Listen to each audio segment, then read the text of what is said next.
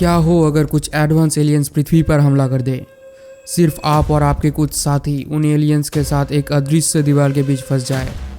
यहाँ आपके पास सिर्फ दो ही ऑप्शन है, या तो मारो या तो मरो। तब आप लोग क्या करेंगे? तो ऐसे ही एक स्टोरी पर बनी हुई एक मूवी बैटलशिप को आज मैं एक्सप्लेन करने वाला हूँ। सो हेलो मूवी लवर्स, स्वागत है आपका एक और नए वीडियो में। स्पेस में एक सैटेलाइट को दिखाते हुए मूवी स्टार्ट होती है। ये सैटेलाइट पृथ्वी और कोई दूसरे एडवांस प्लैनेट के बीच कम्युनिकेशन स्टैब्लिश करने के लिए इस्तेमाल किया जाता है।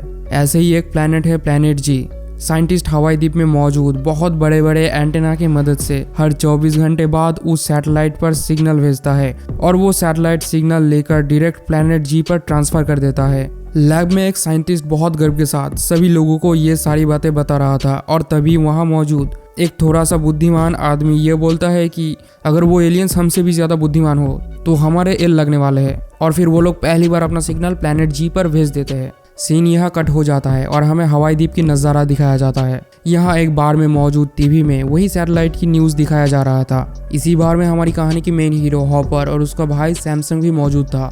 वो लोग हॉपर की बर्थडे मना रहे थे एक केक के साथ। सैमसंग हॉपर को यहाँ समझाता है कि तुम कोई नौकरी कर लो या तो मेरे साथ नेवी ज्वाइन कर लो। लेकिन ये सारी बातें हॉपर के दिमाग में थोड़ी ना घुसने वाला था, क्योंकि उसकी नज़रें तो कहीं और ही टिकी हुई थी। इस लड़की का नाम तो मुझे नहीं पता, तो इसीलिए मैं इसे सिमरन बुलाऊंगा। और यहाँ हमारे हीरो निकल पड़ता है सीना चौड़ा करके लड़की पटाने के लिए।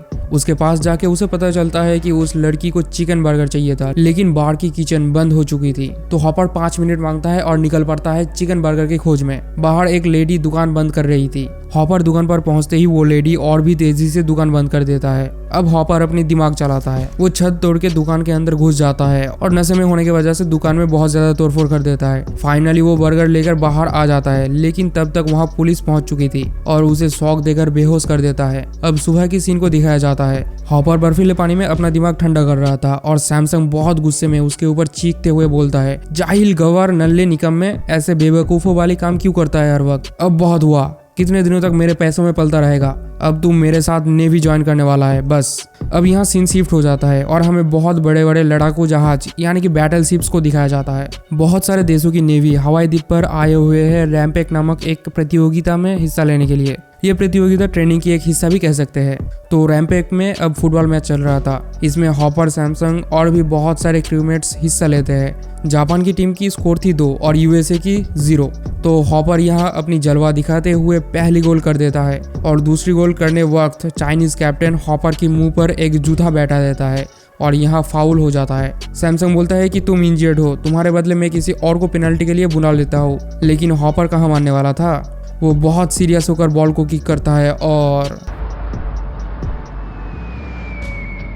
Nice game play. हॉपर और उसका गर्लफ्रेंड समुद्र के किनारे लेटे हुए थे और तभी दोनों एक दूसरे को चूस लेते हैं। ज्यादा चूसने की वजह से हॉपर एक भाषण में लेट हो जाता है, जहां एडमिरल सेन भाषण दे रहा था। और हाँ, हॉपर का लाइफ का कांटा यानी कि सिमरन की बाप भी यही है। तो लेट लतीफ जैसे तैसे करके भाषण में पहुंच जाता है और यहाँ एडमिरल बहुत प्यार भरी नजरों से हॉपर को देखता है। भाषण खत्म होने के बाद सिमरन अपने डैड से कहता है कि हॉपर आपसे कुछ जरूरी बात करना चाहता है। यह सुनकर हिटलर दोबारा से प्यार भरी नजरों से हॉपर को देखता है और हॉपर की फटके चार हो जाती है। वो सिमरन की हाथ मांगने के लिए प्रैक्टिस करने बाथरूम में आता है। वो प्रैक्टिस कर ही रहा था कि तभी वहाँ कैप्टन नगाटा यानी कि वही चाइनीज कैप्टन आ जाता है और दोनों बिना बात के ही एक दूसरे पर प्यार बरसाने लगते हैं। ये बात एडमिरल तक पहुंच जाता है और दोनों को ही अपनी कैबिन में बुला लेता है। एडमिरल की पूछने पर दोनों ही बहुत अजीबोगरीब बहाने मारने लगता है। ये सब सुनने के बाद एडमिरल हॉपर को बोलता है, बेटा तुम्हारी कहानी मैं शुरू होने से पहले ही खत्म कर दूंगा। तुम अब सस्पेंड होने वाले हो। एक तो लड़की का बाप और ऊपर से हॉपर की ये करतूत, ये सब तो होना ही था। अब सभी लोग जहाज लेकर निकल पड़ते हैं ट्रेनिंग के लिए। सभी जोरों शोरों से अपना ट्रेनिंग कर रहे थे। अब सीन यहाँ शिफ्ट हो जाता है और हमें लंगड़ों की एक जिम को दिखाया जाता है, जहाँ एक गोरिल्ला जैसा दिखने वाला आदमी बिना टांगों के वॉक कर रहा था। मेरा मतलब फॉल्स टांगों के साथ वॉक कर रहा था। दरअसल ये भी एक आर्मी ऑफिसर था और एक हादसे में इसकी दोनों टांगे गायब हो जाता है। सिमरन भी यहीं पर ही थी। वो इस गोरिल्ला का न्यू फिजियोथेरेपिस्ट बन के आई थी। इस गोरिल्ला का नाम है मिक। सिमरन मिक से कुछ बातें कर रही थी, लेकिन मिक उसकी तरफ ऐसे देखता है कि मानो किसी ने उसके सामने पाद मार के भाग गया है और फिर सिमरन जबरदस्ती उसे पहाड़ी में घुमाने के लिए ले जाता है। अब हमें स्पेस के बाहर का नजारा दिखाया जाता है। पृथ्वी की सिग्नल प्लेनेट जी के एलियन तक पहुंच गया था और वो एलियन बहुत तेजी से पृथ्वी की ओर ही आ रहे थे। एलियन लोग टोटल 5 स्पेसशिप लेकर पृथ्वी की तरफ आते हैं। आते आते पृथ्वी की बाहर एक सैटेलाइट से एक स्पेसशिप का टक्कर लग जाता है और वो स्पेसशिप बाकियों से अलग हो जाता है। अब हम देखते हैं कि वो स्पेसशिप हांगकांग में आके गिरता है और बहुत सारे बिल्डिंग्स के साथ टक्कर लगने की वजह से वो स्पेसशिप तबाह हो जाता है। लेकिन बाकी 4 स्पेसशिप हवाई द्वीप के पास ही गिर जाता है जहां हमारे हीरो भी मौजूद था। वो स्पेसशिप समुंदर में गिर के पानी के अंदर चला जाता है, लेकिन नेवी की कोई भी शिप की राडार उन एलियन शिप को डिटेक्ट नहीं कर पा रहा था। अगर छोटे मोटे राडार भी डिटेक्ट कर ले तो एलियंस किस बात का। अब इतने सारे जहाजों में से सिर्फ 3 जहाज ही एलियंस के तरफ जाते हैं और दूसरी तरफ एलियंस के बारे में सोच कर ही साइंटिस्ट लोगों की फटकेचार हो रही थी। साइंटिस्ट टूटा हुआ स्पेसशिप को देखकर बोलता है कि ये शिप जिस मेटल से बना हुआ है वो पृथ्वी पर मौजूद ही नहीं है और इस शिप पर सोलर पैनल टाइप का कोई चीज लगा हुआ है, यानी कि ये शिप उन लोगों की कम्युनिकेशन के लिए इस्तेमाल होता होगा। अब सीन यहाँ कट हो जाता है और फिर से उन 3 जहाज़ों को दिखाया जाता है, जिसमें से एक था हॉपर का जहाज, एक सैमसन का और एक वही चाइनीज कैप्टन नगाटा का जहाज था। सभी लोग उन एलियन शिप को देखकर हैरान होकर सोचते हैं ये कोई ट्रेनिंग का हिस्सा तो नहीं है, अगर है तो कुछ ज्यादा नहीं कर दिया इन लोगों ने। और फिर कैप्टन 3 लोगों की एक टीम भेजता है चेक करने के लिए आखिर ये चीज है क्या। इस टीम में हॉपर भी मौजूद था। हॉपर शिप पर चढ़ के शिप को हाथ लगाते ही एक जोरदार झटका महसूस करता है और दूर जाके गिरता है और तभी शिप चालू हो जाता है और एक इलेक्ट्रोमैग्नेटिक वेव निकल के शिप की चारों ओर बहुत दूर तक फैला हुआ एक गोल दीवार बना देता है, जिसे पार करना मुश्किल ही नहीं नामुमकिन था। वॉल के अंदर मौजूद सभी जहाजों से बाहर का कांटेक्ट टूट जाता है और सभी राडार भी काम करना बंद कर देता है। अब पानी के अंदर से 3 बहुत बड़े बड़े मॉन्स्टर जैसे जहाज निकलता है, जो देखकर सभी लोगों की आंखें फटी की फटी रह जाती है। नेवी वाले उन एलियंस को वार्न करने के लिए शिप का हॉर्न बजाते हैं। ये देखकर स्पेसशिप भी एक जोरदार साउंड वेव छोड़ता है जो इतनी ज्यादा तेज थी कि शिप की सारे ग्लास टूट जाते हैं। अब ये लोग समझ जाते हैं कि उन्हें अब इन एलियंस से लड़ना पड़ेगा। एक शिप एंगल लेकर एलियंस पर एक मिसाइल छोड़ता है, लेकिन उस मिसाइल से कुछ नहीं होता। अब एलियंस की बारी थी। वो लोग शिप को पूरी तरह स्कैन कर लेता है और फिर अजीब किस्म की मिसाइल्स बाहर निकल के उनकी तरफ फेंक देता है। शिप पर ऑटोमेटिक मशीन गन मौजूद था जो ज्यादातर मिसाइल्स को तो हवा में ही फाड़ देता है, लेकिन एक डब्बा आके शिप पर घिस जाता है और फिर धमाका हो जाता है। सैमसंग की जहाज पर भी वो लोग हमला कर देते हैं और इस बार इतनी ज्यादा मिसाइल्स आके जहाज पर गिरता है कि पूछो ही मत। और जो धमाका होता है मजा ही आ गया। लेकिन दुख की बात यह है कि इस हादसे में सैमसंग की भी मौत हो जाती है। हॉपर अब पहली जहाज पर पहुंच जाता है और पूछता है कि कैप्टन कहाँ है। यहाँ उसे पता चलता है कि कैप्टन मर गया है और कैप्टन के बाद वही सबसे सीनियर ऑफिसर है, यानी कि उसे ही अब कैप्टनगिरी करना पड़ेगा। अब हॉपर ऑर्डर देता है कि शिप को आगे बढ़ाओ, हम हमला करने वाले हैं। लेकिन तभी वो एलियंस चाइनीज शिप पर हमला कर देता है और शिप टूट जाता है। इसलिए हॉपर भी अपना हमला करने का प्लान छोड़ के उनके तरफ चले जाते हैं बाकी जिंदा सोल्जर्स को बचाने। इधर बड़े वाले एलियन शिप में से 3 गोल घूमने वाले कुछ चक्र जैसा चीज निकल के उड़ के कहीं चला जाता है और एक छोटा स्पेस शिप भी बाहर आता है। वो चक्री उड़ते हुए सिटी पर पहुंच जाता है और सब कुछ तहस नहस कर देता है। एक चक्री एक छोटे बच्चे के सामने आके रुक जाता है और उसे स्कैन करके देखता है कि इससे तो कोई खतरा नहीं है और उसे छोड़ देता है। अब वो छोटा स्पेसशिप उन एंटेना के पास पहुंच जाता है जहां से प्लेनेट जी के साथ कांटेक्ट किया जा सकता है। इस पहाड़ी पर मिक और सिमरन भी टहल रहा था और तभी वहां शेरिफ 3 गाड़ी लेकर आ जाता है और उन्हें बोलता है कि ये जगह सेफ नहीं है, तुम लोग यहाँ से निकल जाओ। और फिर एक गाड़ी छोड़कर वो लोग आगे बढ़ जाते हैं। शेरिफ थोड़ी दूर जाते ही उनके ऊपर एलियन हमला कर देता है और सभी को चीड़ फाड़ करके रख देता है।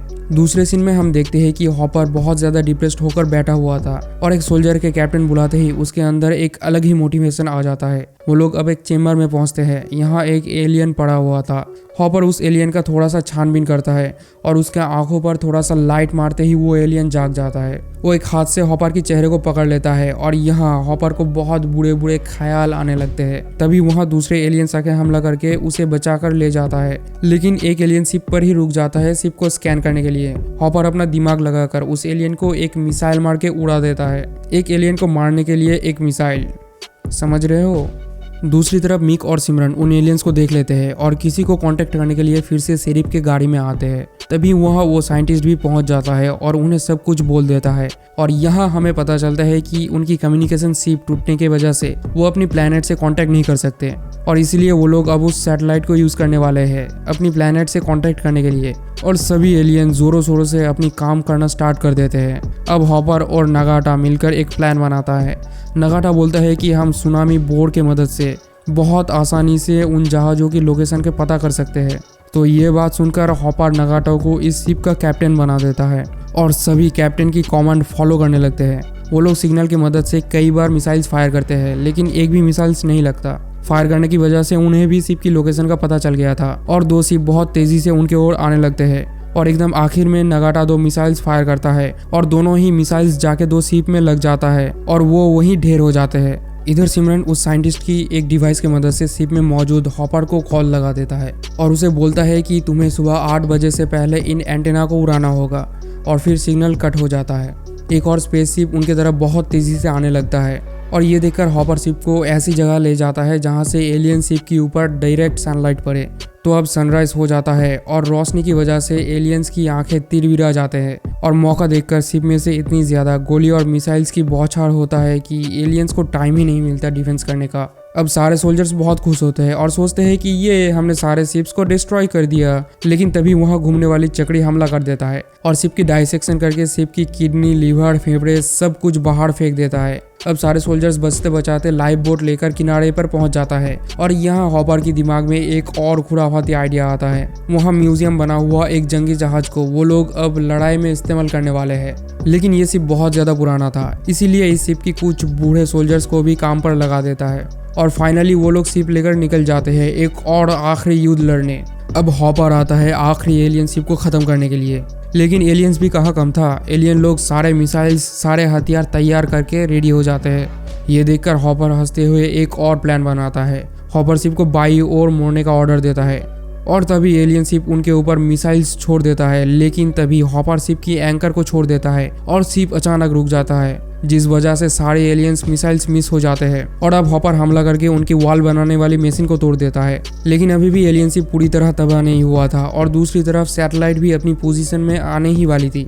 लेकिन तभी वहाँ मिक और सिमरन आके उन्हें थोड़ी देर के लिए डिस्ट्रैक्ट तो करते हैं, लेकिन ज्यादा कुछ कर नहीं पाते। अब हॉपर की शिप पर बस एक ही मिसाइल्स बची थी, उन्हें एंटेना को भी डिस्ट्रॉय करना था और दूसरी तरफ एलियन शिप भी चक्री बना रहा था, यानी कि हॉपर को इन दोनों में से किसी एक को तबाह करना होगा। तो हॉपर एंटेना पर मिसाइल छोड़ देता है और इसी वक्त चक्री भी उनकी तरफ उड़ के आने लगता है। अब फाइनली मिसाइल एंटेना को उड़ा देता है और फाइटर जेट आके उन चक्रियों को डिस्ट्रॉय करके स्पेसशिप को पूरी तरह तबाह कर देता है और यहाँ सारे एलियंस मारे जाते हैं। अब हम देखते हैं कि एडमिरल सभी सोल्जर्स को सम्मान के सहित मेडल देता है और लास्ट में एडमिरल हॉपर को अपनी बेटी के लिए एक्सेप्ट कर लेता है और यहाँ होता है मूवी की हैप्पी एंडिंग। तो आप लोगों को वीडियो कैसा लगा कमेंट में ज़रूर बताना, और अगर अच्छा लगा है तो एक छोटू सा सब्सक्राइब करके ज़रूर जाना। Bye bye.